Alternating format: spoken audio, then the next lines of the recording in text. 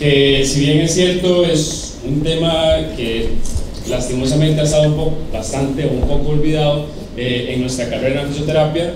Vamos a hacer un reconocimiento de las labores que tenemos o las tareas que nosotros como fisioterapeutas tenemos que desarrollar a partir de esta articulación tan importante y que tiene diferentes características.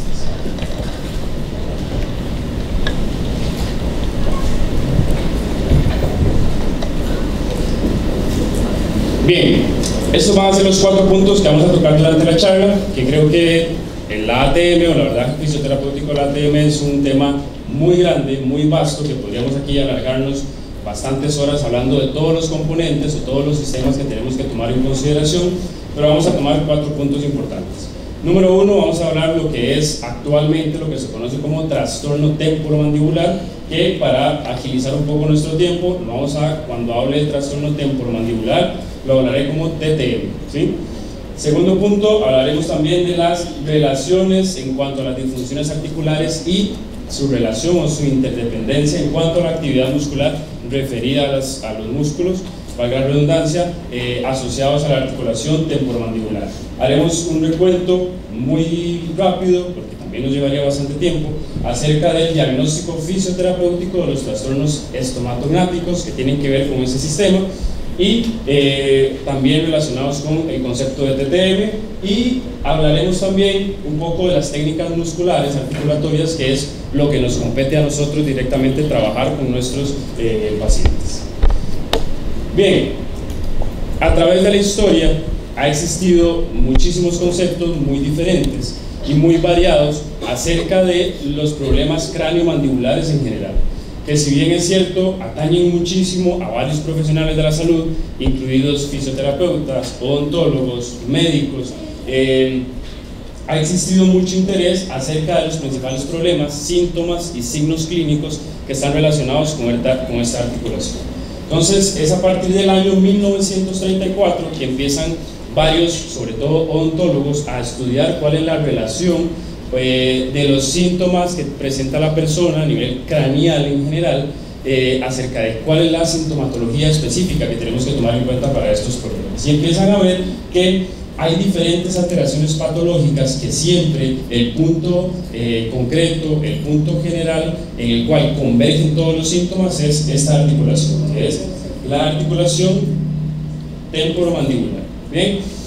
En este año, alrededor de 1935, se le empieza a llamar como el síndrome de Kosten, porque es William Kosten, más o menos en 1934-1935, que empieza a generar sus estudios en Alemania acerca de el estudio y la relación del dolor en esa articulación y la sintomatología clínica que tenían todos los pacientes. A partir de eso se empieza a dar mucho desarrollo de investigación, ya no solo de odontólogos, sino que también médicos, relacionados con el dolor orofacial en general, y empiezan a darse cuenta que hay que hacer una revisión del concepto acerca de cómo se trabaja. Si bien es cierto, Kosten fue el que empezó a desarrollar sus conceptos inicialmente, pues teníamos que abarcar, en ese momento, este autor, Schwartz, se dio cuenta que tenía que abarcar un concepto un poco más amplio que no fuera relacionado solo como síndrome de Kosten. Y entonces se le da el nombre de síndrome de disfunción de la articulación temporomandibular. Y nos vamos acercando entonces a esas características que competen directamente a lo que es el TTM. En 1969 ya se da un paso bastante grande con estos dos autores, Ranford y Laskin, en donde ya empiezan a generar un interés sobre todo al estudio de la disfunción miofacial, y que creo que aquí es donde se basa ya el desarrollo del punto de partida inicial, a partir del cual vamos a tener actualmente el nombre que se conoce como trastorno temporomandibular. Y entonces es cuando ya tomamos en consideración las actividades que tienen que ver con la fascia, tanto superficial como profunda, que vamos a tener en este nivel, y la relación también de las posibles disfunciones articulares que nos va a generar esa descompensación de cadenas musculares anteriores o posteriores, que están interconectadas por este sistema, que ahorita vamos a hacer una revisión un poco rápida de estos conceptos. Entonces, a partir de esto, actualmente, que aunque todavía ni médicos ni fisioterapeutas estamos interesados y que nos apasiona el tema, pues realmente no hemos tenido un consenso real acerca de algunos aspectos relacionados con el TTM, pero sí hemos tratado de dar una definición bastante general que nos incluya la mayoría o la mayor parte de estos síntomas. Y entonces decimos que un trastorno temporomandibular es un grupo de condiciones patológicas musculoesqueléticas que involucran diversos elementos que están interrelacionados entre sí. ¿Cuáles elementos van a ser? Los que ahorita vamos a revisar, que forman parte de este sistema, que es el sistema estomatognático, que vamos a revisar sus componentes y las funciones que tenemos aparte de este sistema estomatognático. ¿Cuáles son los elementos interrelacionados o los tres principales elementos que están relacionados entre sí en este trastorno temporomandibular? Número uno, la articulación temporomandibular, que es la que nos atañe realmente porque siempre esta articulación es consecuencia de todos los problemas miofaciales, ¿okay? Es víctima siempre de todos los problemas miofaciales y la mayoría de sensibilidad, de dolor, de alteraciones, disfunciones tanto musculares como articulares, de fibrocartílago, tienen que ver siempre con alteración de la articulación. Número dos, los músculos masticatorios están muy interrelacionados en este sistema y las estructuras asociadas. ¿Cuáles son esas estructuras asociadas? Pues vamos a hablar de que todas las que están involucradas en este sistema, que lo podemos ver en ese esquema como el sistema estomatognático. Siempre que hablamos de un sistema en general, vamos a tener cuatro cosas que caractericen a un sistema, ¿okay? Va a tener componentes, en este caso el sistema estomatognático, los componentes de ese sistema, vamos a tener por un lado todos los dientes y la capa periodontal que va a estar relacionada con esas estructuras. El hueso, específicamente vamos a tomar en cuenta la mandíbula y el hueso maxilar como partes importantes de esos elementos interrelacionados de los TTM. Y definitivamente la parte muscular, la activación muscular a partir del desarrollo de interconexiones neuronales que vienen de nuestro sistema nervioso. Entonces, a partir de eso se nos suma un entorno, ¿okay?, que forma parte de ese sistema, que ese entorno es todo el ambiente que rodea a todos estos sistemas. Por eso es que vamos a considerar que el entorno de los trastornos temporomandibulares nos va a generar siempre complicaciones a nivel cervical. Es decir, las cervicalgias a veces están muy relacionadas con este tipo de síntomas de generación de signos clínicos relacionados con un TTM. ¿Bien? Entonces, ese entorno también nos va a caracterizar todo lo que es las estructuras que están caracterizadas, en este caso, por movimiento. Es decir, la estructura que nosotros vamos a tener que tomar en consideración va a ser la articulación temporomandibular, generando la amplia gama de movimientos que nosotros vamos a tener en consideración a este nivel. Y vamos a tener, como última parte, un mecanismo, ¿okay?, que aquí el mecanismo sí van a incluir todos estos componentes que hemos revisado anteriormente para generar una función, para generar movimiento. ¿Cuáles funciones es lo que vamos a tener? Pues el sistema estomatognático participa en lo que son funciones de masticación, participa en funciones de deglución, de fonación, de salivación, de respiración y no menos importante y último, la postura corporal. Es decir, estamos hablando que este sistema estomatognático, si no tenemos una adecuada función miofacial, una adecuada activación de un sistema de cadena postural realmente, o anterior o posterior, pues definitivamente vamos a tener problemas a nivel postural. Y aquí ya vienen un montón de técnicas, un montón de sistemas específicos de rehabilitación, de readaptación, etcétera, que están relacionados a nivel postural. Pero sí quiero que les quede claro de que esa articulación definitivamente nos va a alterar a nivel postural esa situación, que ahorita lo vamos a determinar a partir de qué elementos vamos a considerar alteraciones posturales. Componentes: dientes, como les mencionaba, el periodonto, nuestro sistema nervioso, músculos, huesos, articulaciones y sobre todo el aparato ligamentoso de la ATM, ¿sí?, que son los que forman ese sistema estomatognático. Entonces, a partir del 2012, con Lescas, un autor francés, empieza a generarse, pues en realidad, una definición más amplia y identificación de síntomas y signos clínicos relacionados con un trastorno temporomandibular. Decimos que este trastorno temporomandibular, que era ese grupo de alteraciones musculoesqueléticas interrelacionadas a nivel articular, decimos que pueden existir tanto combinaciones intraarticulares, periarticulares o sistémicas en general, dándonos como resultado esta amplia gama de posibles síntomas o signos clínicos que vamos a tener que considerar siempre en un paciente con un trastorno temporomandibular. Es decir, si hay presencia de ruidos, chasquidos por ejemplo, o crepitación a nivel articular, lo podemos tomar como un signo específico, un signo clínico de un trastorno temporomandibular. Dolor muscular, que por lo general es un dolor muscular a la palpación de los músculos masticadores o que están relacionados con esa función, y los supra e infraoideos, que son músculos muy importantes en tomar en consideración en nuestro abordaje clínico también. Entonces, todo esto nos va a generar sensibilidad a nivel de ATM, que obviamente también limitará su movilidad, alteración en la apertura o cierre bucal, cefaleas, dolor periodontal o un dolor facial difuso. Estamos hablando de que a este nivel se ha estudiado de que al menos un 75% de la población en general puede sufrir, aunque sea un solo signo o síntoma de este trastorno temporomandibular. Si yo les preguntara aquí, ¿quién en algún momento, o si todavía lo tiene presente, alguno de estos signos o síntomas, pues pensaría que la mayoría podría tener al menos uno de esos síntomas en general, ¿sí? Por la mayoría de veces, inclusive me ha pasado también que he tenido al menos uno o dos signos a ese nivel de un trastorno temporomandibular. Entonces hablamos de que como alrededor de ese 75% de la población presenta al menos un síntoma o signo clínico de estos, pues obviamente un 33% al menos presenta un síntoma, ¿sí? Estamos hablando de que un signo pues está caracterizado por una manifestación específica a nivel miofacial, y un síntoma pues está referido directamente a las manifestaciones o de dolor o de alteración de la función o la movilidad que vamos a tener en esta articulación.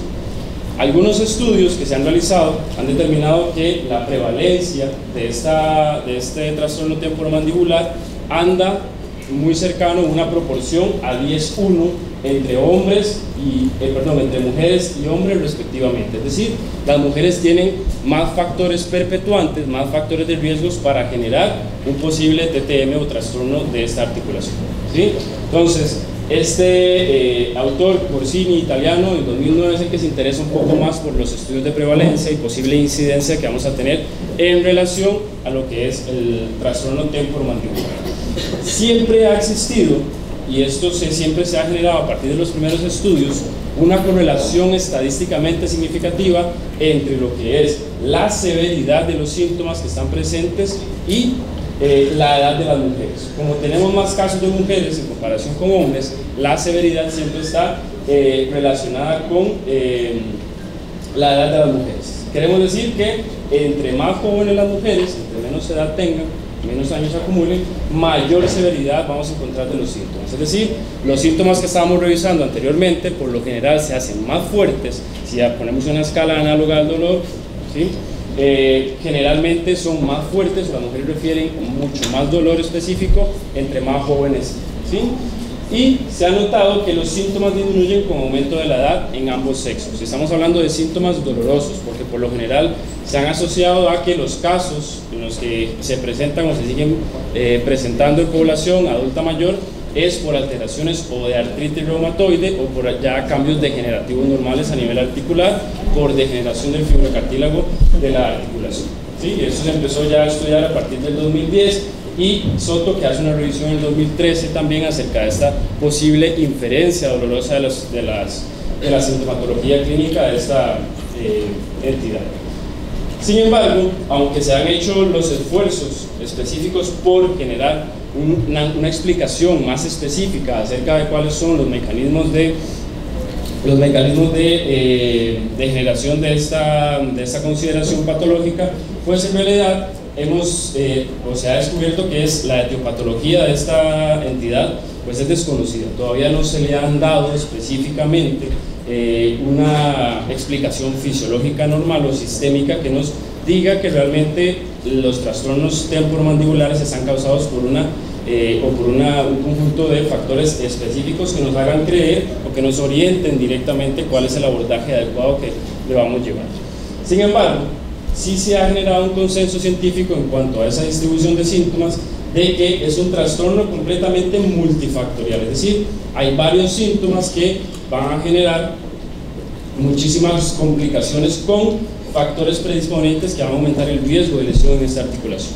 Y podemos distribuir que son factores perpetuantes, factores predisponentes y factores generadores de esta condición patológica, es decir, factores generadores que nos pueden poner en riesgo la consecución de un trastorno temporomandibular, factores condicionantes que nos pueden generar una continuación del dolor y que no nos permiten pues disminuir esa disfunción miofacial, y los factores perpetuantes, que estamos hablando ya condiciones que si no se mejoran, pues obviamente tendrán una alteración sistémica, llámese a nivel de la función de la masticación, de la función de la movilidad o de la postura, como estábamos hablando anteriormente.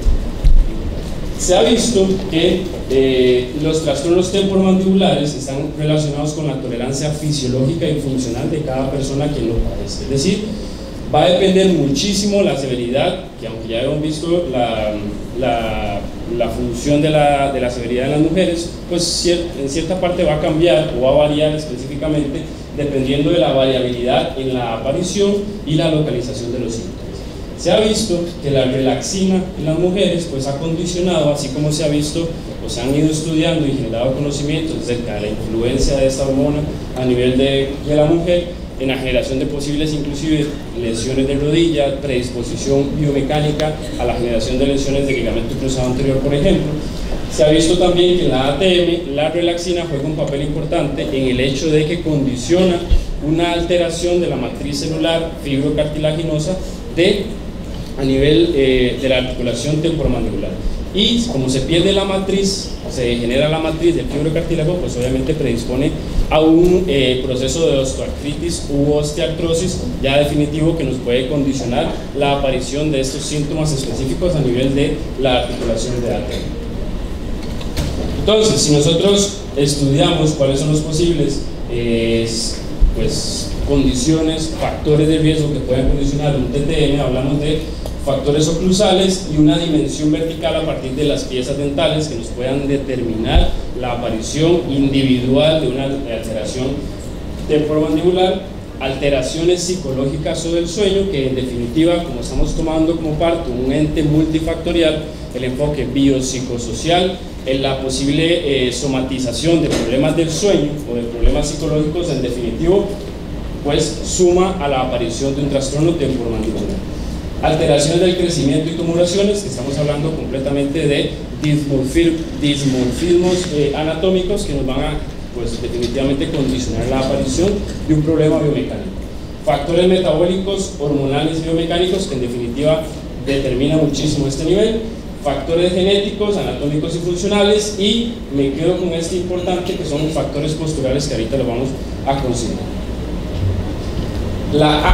Estas siglas que tienen aquí, la AAOP, que es la Asociación Americana de Dolor Orofacial, pues ha tratado de determinar a través de los años una caracterización, una clasificación muy específica, muy exquisita en cuanto a la generación de posibles alteraciones de la articulación temporomandibular, y son las que tienen aquí. No lo vamos a revisar por el hecho de que es muy específico y que le da mucha información muy concreta acerca de la posible generación de alteración de toda la musculatura, a nivel de músculos de la masticación, a nivel articular y a nivel de desarrollo anatómico de huesos craneales, ¿sí? Sin embargo, se ha tratado de generar una clasificación mucho más general, y es esta que está aquí, ¿está bien? Que esta es descrita por este autor que les mencionaba ahora. En el 2012 se trata de dar esta idea acerca de lo que es una clasificación más general de las posibles causas o generación de la clasificación de alteraciones temporomandibulares.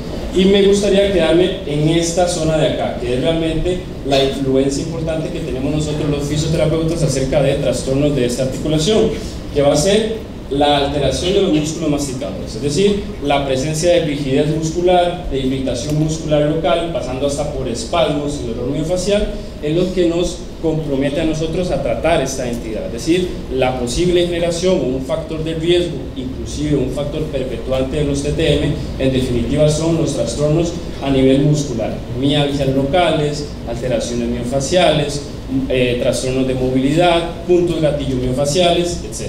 Y ahí es donde nosotros nos tenemos que enfocar por el hecho de que tenemos muchísimo que hacer en esta entidad.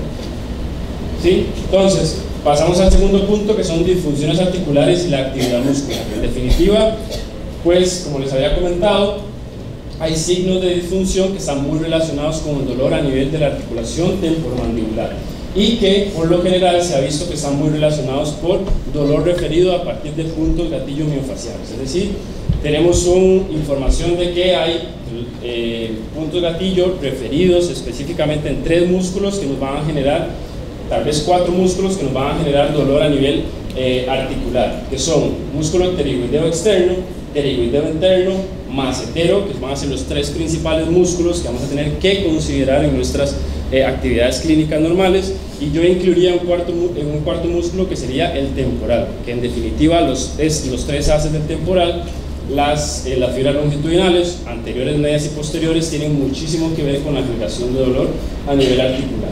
Y en definitiva hay factores perpetuantes de ese dolor muscular. ¿Cuáles van a ser? Mecánicos, que son los que más interesan, o por lo menos son los que me interesan un poco que nos referenciemos en cuanto a eso, que son trastornos oclusales, ¿sí? Trastornos de la oclusión, trastornos de la masticación y alteraciones funcionales. ¿Okay? Entonces, estos son los puntos gatillo que les mencionaba anteriormente, es decir, son los 3 músculos o los 4 que vamos a tener que considerar a ese nivel. ¿Está bien? Y el origen de la posible generación de estos puntos gatillo miofaciales que tendremos que considerar. Este músculo que está aquí, que son los 2 haces del pterigoideo externo, tanto el superior como el inferior, en definitiva son nuestro punto crítico de trabajo. Es decir, tenemos que estar considerando siempre esta musculatura, así como los otros 2, para la generación, nuestro tratamiento, y que ahorita vamos a ver en cuanto a estas disfunciones que vamos a generar. ¿Okay? Esto es lo que les decía, la generación de puntos gatillos miofaciales a veces también está generado o está asociado a esta patología que es el bruxismo, ¿okay? Que el bruxismo en definitiva, dependiendo de las características o de los 2 tipos que podamos encontrar, pues nos puede generar siempre alteraciones a nivel articular y muscular de, a gran redundancia, de la musculatura que estábamos viendo anteriormente. Estos trastornos de la maloclusión, pues en definitiva nos van a generar espasmos y dolor, y lo que tenemos es lo que se llama una reacción de evitación. Cada vez que hay un contacto oclusal prematuro en la cual un diente o una pieza dental no genere una adecuada asociación con las piezas adyacentes o superiores o inferiores, cualquiera que sea el caso, pues va a generar un acomodo de la articulación, un acomodo de la mandíbula, siempre para evitar generar una lesión a nivel dental. Entonces eso es lo que se llama reacción de evitación, una alteración funcional de acomodo, digámoslo así, en donde la mandíbula y la articulación temporomandibular tienen que cambiar su posición para poder generar esta función importante, y es acerca de lo que nosotros trabajamos, generar fatiga muscular a nivel oclusal. Bien, entonces esto es lo que les mencionaba anteriormente, ¿sí?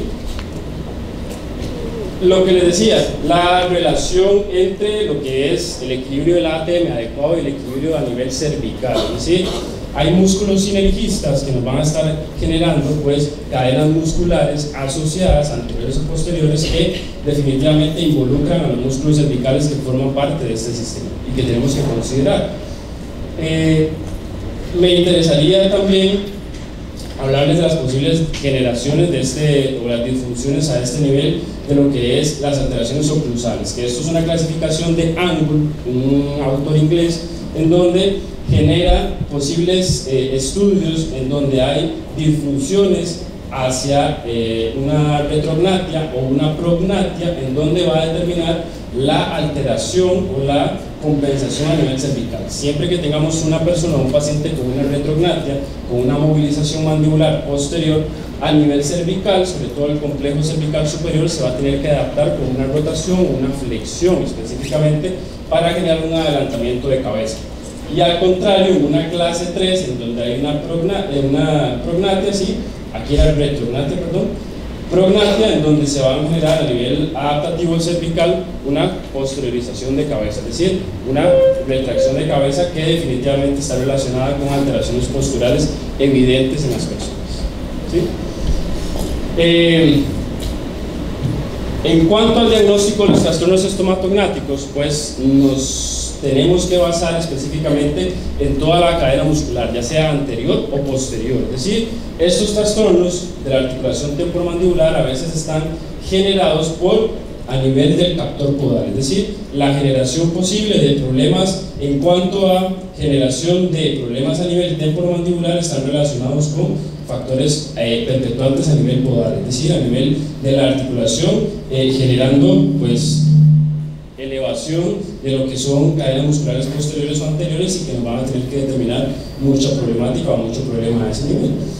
Y tendremos que también tomar en consideración la alineación de cada uno de los dientes incisivos, es decir, la línea central que separa a cada uno de los dientes incisivos frontales superior e inferior, pues tendremos que valorarlo si en realidad tenemos una alineación adecuada o correcta o concreta en esta posible generación de disfunciones, ¿sí?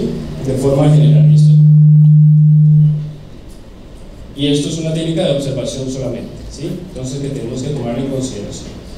Una valoración dinámica de la apertura vocal, que lo normal son de 4 a 5 centímetros, es decir, le decimos a la persona que con los 3 dedos pueda introducirlos a la boca y podríamos decir que a nivel funcional clínico eso es una apertura vocal funcional, ¿está bien? Tendremos que hacer una palpación de ATM, una palpación de toda la musculatura dolorosa y una limitación en cuanto a una posible limitación en cuanto a la generación de movilidad de esa articulación. Le hacemos una valoración de los movimientos que tenemos de la articulación temporomandibular. Podríamos aquí pues hablar de lesiones de cóndilo, lesiones de subluxación de menisco anterior o posterior, cómo se mueve la mandíbula, pero pues obviamente nos llevaría un poco más de tiempo explicarlo. Pero sí, lo que me interesa que quede es la valoración de la apertura bucal y la posible valoración de movimientos a la apertura bucal. Siempre tienen que ser simétricos los movimientos en ambos lados. No puede haber un adelantamiento del lado derecho ni una retracción del lado derecho.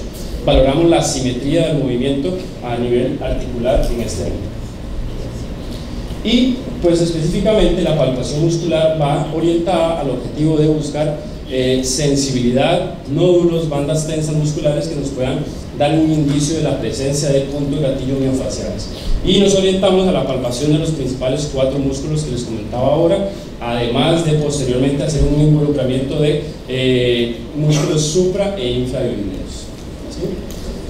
Test de movilidad, tanto activa como pasiva, cuántos movimientos normales tiene la persona de apertura, de descenso, de ascenso articular, de rotación articular, para valorar también la condición normal, fisiológica, anatómica del disco articular.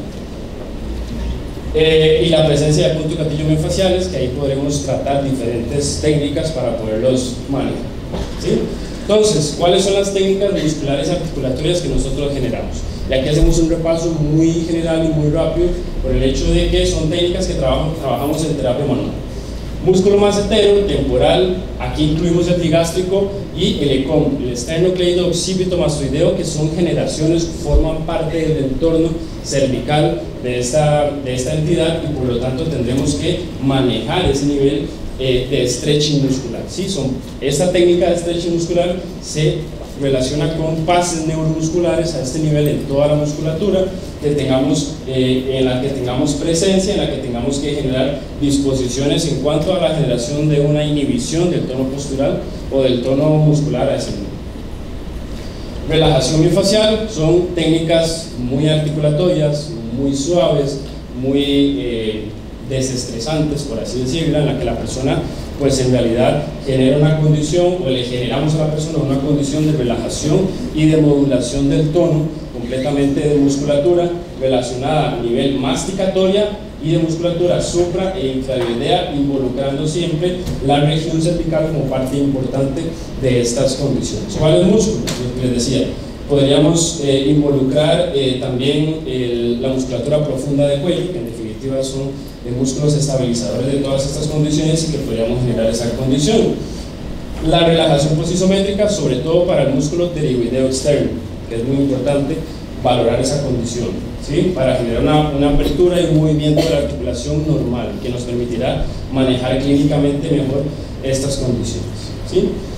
Técnicas articulatorias de coaptación y articulatoria de ATM, que son movimientos muy sencillos, muy específicos, muy aunados al bañado del líquido articular de esta articulación y que nos va a generar una mejor, o que nos propicie una mejor condición articular y de movimiento de esta articulación y de todas las funciones de este sistema del cual hemos estado hablando.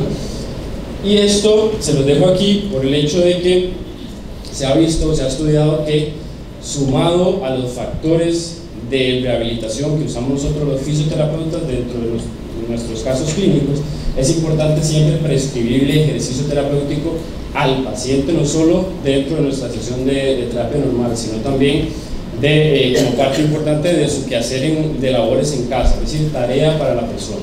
Entonces, la generación y la enseñanza de ejercicios terapéuticos ha evidenciado una mejoría de hasta el 68% de los síntomas clínicos que ha tenido la persona. Entonces, invitarlo realmente a que genere una condición de no solo tratar al paciente, sino también involucrarlo en todo el proceso de rehabilitación, generando una enseñanza de ejercicios para la casa. Y no quiero retirarme sin antes leerles esta frase, que en realidad salió hace poco menos de 2 semanas, que fue una entrevista que le hicieron a nuestro colega y nuestro director de INSTEM España, Juan José Bosca, en donde le preguntaron acerca de cuál es el futuro de la generación y de la inclusión del fisioterapeuta en el tratamiento de los TTM. Y pues él decía que el reto futuro es que la fisioterapia siempre esté presente en todas las especialidades médicas y que en realidad lo que nos une debe ser más fuerte de lo que nos separe. Creo que aquí todos estamos para tratar de unirnos y generar una condición mucho más enriquecedora que nos fortalezca a nosotros como profesionales y a toda nuestra profesión a nivel centroamericano. Muchas gracias.